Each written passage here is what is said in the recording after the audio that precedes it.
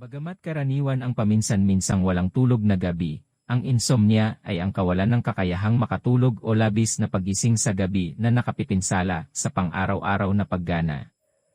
Sa mga natural na remedyo, 3 ang napatunayang kapaki-pakinabang, at ang iba ay may ilang paunang ngunit walang tiyak na katibayan.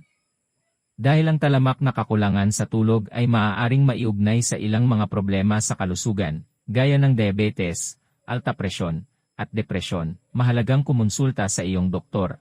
Kung ikaw ay dumaranas ng insomnia, at naghahanap upang gamutin ito ng natural, narito ang ilang mga remedyo na makakatulong. Number 1. Iwasang matulog sa araw. Ang pag-idlip sa araw ay maaaring makagambala sa iyong pagtulog sa gabi, kaya subukang iwasan ito kung nahihirapan kang matulog. Number 2. Iwasan ang caffeine at alcohol. Ang mga sangkap na ito ay maaaring makagambala sa pagtulog at dapat na iwasan, lalo na sa gabi. Number 3. Regular na mag-ehersisyo.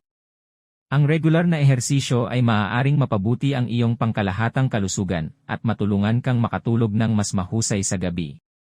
Number 4. Relaxation techniques.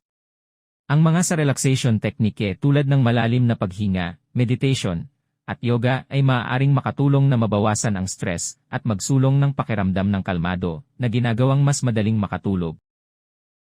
Number 5. Iwasan ang screen time bago matulog. Iwasan ang panonood ng TV, paggamit ng computer, o anumang iba pang aktibidad na nauugnay sa screen ng hindi bababa sa 1 oras bago ang oras ng pagtulog. Number 6. Establish a routine.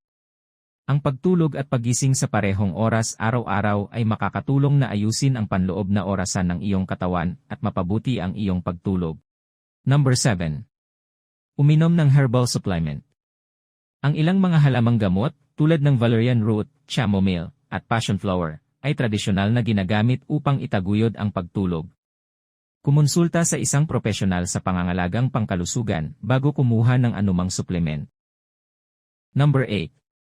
Lumikha ng comfortable environment sa pagtulog. Tiyaking malamig, madilim, at tahimik ang iyong kwarto, at mamuhunan sa komportableng kutson at unan. Kung nagustuhan mo ang aking video, like, share, subscribe and hit the notification button para updated ka sa mga bagong i-upload na videos ko.